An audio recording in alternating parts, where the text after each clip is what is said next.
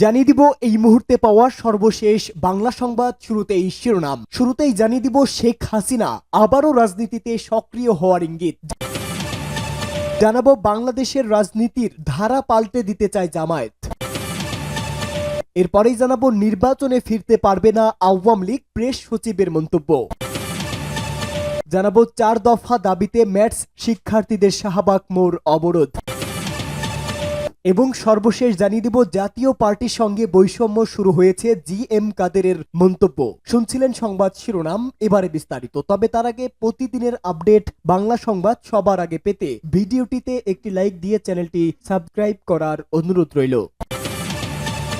শেখ হাসিনা আবারও রাজনীতিতে সক্রিয় হওয়ার ইঙ্গিত। ছাত্র জনতার অভ্যুত্থানের পর পালিয়ে ভারতে আশ্রয় নেওয়ার প্রায় 5 মাস পর বিদেশের বিভিন্ন স্থানে জনসম্মুখে বক্তব্য দিচ্ছেন বাংলাদেশের সাবেক প্রধানমন্ত্রী শেখ হাসিনা। গত সপ্তাহেও তিনি যুক্তরাষ্ট্রের নিউ ইয়র্কে আওয়ামী লীগ আয়োজিত এক অনুষ্ঠানে ভার্চুয়ালি যোগ দিয়েছেন এবং সামনে আরো পরিকল্পনা আছে বলে জানা গেছে। এসব বক্তব্য দেওয়ার মাধ্যমে শেখ হাসিনা রাজনীতিতে টিকে থাকার চেষ্টা করছেন বলে মনে করছে বিএনপি। মূলত গত 5 আগস্ট ক্ষমতার পট পরিবর্তনের পর বিভিন্ন সময়ে আওয়ামী লীগ সভাপতি শেখ হাসিনার কিছু ফোনালাপ সামাজিক যোগাযোগ মাধ্যমে ছড়িয়ে পড়েছিল। যদিও সেগুলো সত্যিই তার কথোপকথন কিনা তা স্বাধীনভাবে যাচাই করা সম্ভব হয়নি। তবে সেই রেকর্ডগুলো তার দলের নেতাকর্মীদের উদ্দেশ্যে নানা ধরনের রাজনৈতিক নির্দেশনা দিতে শোনা গেছে তাকে। কিন্তু ওইসব ফাঁস হওয়া কল রেকর্ডগুলোকে বাদ দিলে শেখ হাসিনা এবারই জনসম্মুখে বক্তব্য দিতে দেখা যাচ্ছে। তার এই বক্তব্যের অর্থ কি এমন যে শেখ হাসিনা আবার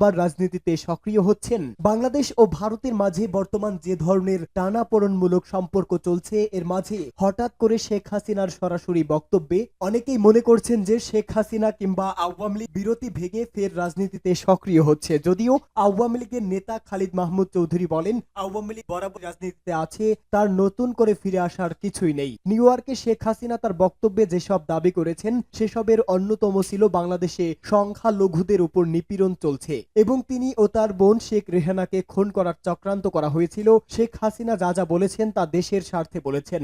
উল্লেখ করে মিস্টার চৌধুরী আরো বলেন, দেশ এখন দুর্বৃত্তদের হাতে চলে গেছে। দেশকে, দেশের মানুষকে, দেশের সার্বভৌমত্বকে রক্ষা করা আওয়ামী লীগের নৈতিক দায়িত্ব। কারণ আওয়ামী লীগ এই দেশের সৃষ্টির সঙ্গে জড়িত বলে মন্তব্য করেন তিনি। আওয়ামী লীগের পক্ষ থেকে জোরালোভাবে সব রকম প্রতিকূল পরিস্থিতি মোকাবেলা করার দাবি করা হলেও লেখক ও গবেষক মহিউদ্দিন আহমেদ মনে করছেন শেখ হাসিনা বা তার দলের লোকেরা কে কি করছেন না করছেন এই পুরো বিষয়টা একটি খেলার অংশ। এগুলো সব ফাঁকা আওয়াজ বলেছেন তিনি। তবে বিএনপির স্থায়ী কমিটির সদস্য সালাউদ্দিন আহমেদ বিবিসি বাংলাকে শেখ হাসিনার বিভিন্ন ধরনের বক্তব্য প্রসঙ্গে বলেন, শেখ হাসিনা যেখানে যাই বলছে বাংলাদেশের রাজনীতির জন্য বিদ্বেষমূলক কথাবার্তাই বলছেন এবং সাম্প্রদায়িক সম্প্রীতির বিরুদ্ধে উস্কানিমূলক কথাবার্তা বলছেন।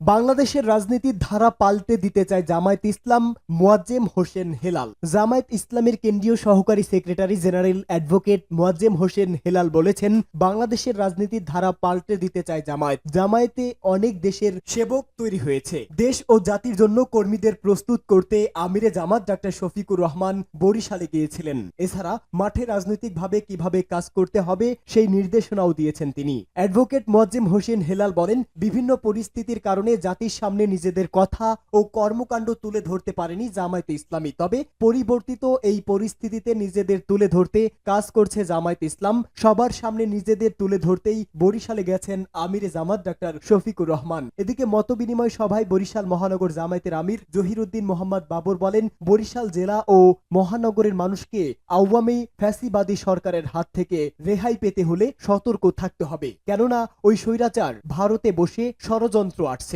নির্বাচনে ফিরতে পারবে না আওয়ামী লীগ, প্রেস সচিবের মন্তব্য।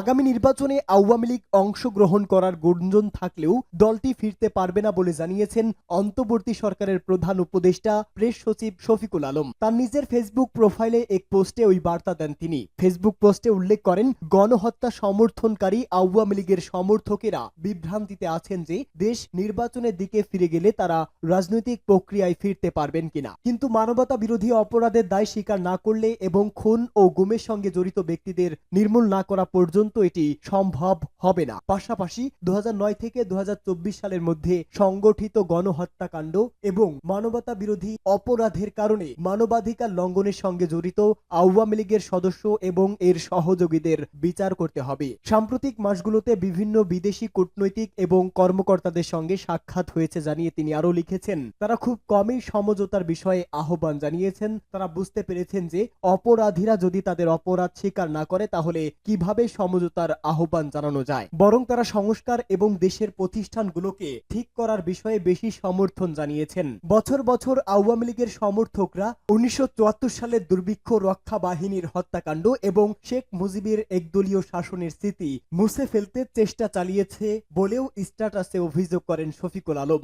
4 দফা দাবিতে রাজধানী শাহবাগ মোড়ে সড়ক অবরোধ করে বিক্ষোভ করেছে মেডিকেল অ্যাসিস্ট্যান্ট ট্রেনিং স্কুলের শিক্ষার্থীরা। সাধারণ ম্যাথ শিক্ষার্থী ঐক্য পরিষদের ব্যানারে সেখানে অবস্থান নেন তারা। এর আগে কাউরান বাজার থেকে বিক্ষোভ মিছিল নিয়ে শাহবাগ জাতীয় জাদুঘরের সামনে গিয়ে সমাবেশ শেষ করেন শিক্ষার্থীরা। আন্দোলনকারীদের অবরোধের কারণে শাহবাগ মোড়ের চারদিকে যান চলাচল বন্ধ হয়ে যায়। বিকেল 3:30টায় শেষ খবর পাওয়া পর্যন্ত শিক্ষার্থীরা শাহবাগ মোড় অবরোধ করে রেখেছেন। বিকেল 5টায় পরবর্তী কর্মসূচি ঘোষণা দেওয়া হয়েছে বলেও জানিয়েছেন তারা। বিক্ষোভকারী ম্যাথ শিক্ষার্থী বলেছেন, দীর্ঘ 3 মাস একাডেমিক ও প্রশাসনিক কার্যক্রম বন্ধ রেখে আন্দোলন করলেও তাদের দাবি পূরণ করা হয়নি। এজন্য তারা 4 দফা দাবিতে সড়কে নেমে আন্দোলন শুরু করেছেন। তাদের 4 দফা দাবি হচ্ছে অনতিবিলম্বে 10 গ্রেডে শূন্য পদে নিয়োগ, কর্মসংস্থান ও সরকারি বা বেসরকারি পর্যায়ে নতুন পদ সৃজন, কোর্স কারিকুলাম সংশোধন ও প্রতিষ্ঠান নাম পরিবর্তন করে মেডিকেল ইনস্টিটিউট করা, প্রস্তাবিত অ্যালাইড হেলথ প্রফেশনাল বোর্ড বাতিল করে স্বতন্ত্র medical education board of Bangladesh board গঠন এবং আন্তর্জাতিক মানদণ্ড ও BMNDDC স্বীকৃত ক্লিনিক্যাল বিষয়ে উচ্চশিক্ষার সুযোগ প্রদান। শাহবাগ থানার ভারপ্রাপ্ত কর্মকর্তা ওসি মোহাম্মদ খালিদ মনসুর বেলা 1:30টার দিকে বলেন, আন্দোলনকারীদের সঙ্গে কথা বলে তাদের বুঝিয়ে সরিয়ে দেওয়ার চেষ্টা করা হয়েছে, কিন্তু তারা কোনো কথা শুনেননি। জাতীয় পার্টির সঙ্গে বৈষম্য শুরু হয়েছে, GM কাদেরের মন্তব্য। জাতীয় পার্টির চেয়ারম্যান GM কাদের বলেছেন, জাতীয় পার্টির সঙ্গে বৈষম্য শুরু হয়েছে। রাজনীতিতে আমাদের কোণঠাসা করতে চাচ্ছে সরকার। তিনি বলেন, আমাদের স্বাভাবিক রাজনীতিতে বাধা দেওয়া হচ্ছে, আমাদের নেতাকর্মীদের বিরুদ্ধে হয়রানিমূলক মামলা দেওয়া হচ্ছে। সেই হিসাবে আমরা নব্য ফ্যাসিবাদদের শিকার মনে হচ্ছে। জাতীয় পার্টির চেয়ারম্যানের বনানীর কার্যালয়ে নরসিংদী জেলা নেতাদের সঙ্গে মতবিনিময় সভায় প্রধান অতিথির বক্তৃতায় তিনি এসব কথা বলেন। জাতীয় পার্টির চেয়ারম্যান বলেন, দেশ এখন সঠিকভাবে চলছে না, আইন শৃঙ্খলা পরিস্থিতি সরকারের নিয়ন্ত্রণে এমন গ্যারান্টি দিতে পারছে না কেউ। দ্রব্যমূল্য বেড়ে যাওয়ায় মানুষের মাঝে হাহাকার উঠেছে। সাধারণ মানুষ আয় দিয়ে ব্যয় নির্বাহ করতে পারছে না। দুর্বল আইন শৃঙ্খলা পরিস্থিতিতে ক্ষুধার্ত মানুষের সংখ্যা বাড়লে তখন যে কোনো অজুহাতে সামাজিক বিশৃঙ্খলা সৃষ্টি হতে পারে। সামাজিক অস্থিরতা সৃষ্টি হলে দেশের ব্যবসা বাণিজ্য ক্ষতিগ্রস্ত হবে, দেশি ও বিদেশি বিনিয়োগ মুখ থুবড়ে পড়তে পারে বলেও সতর্ক করেন GM কাদের। তিনি মনে করেন, এতে অর্থনীতিতে ব্যাপক নেতিবাচক প্রভাব পড়বে। আইন শৃঙ্খলা পরিস্থিতি এবং অর্থনৈতিক অবস্থার অবনতি হলে রাজনীতিতে অস্থিতিশীল ও বিপজ্জনক অবস্থা সৃষ্টি হতে পারে।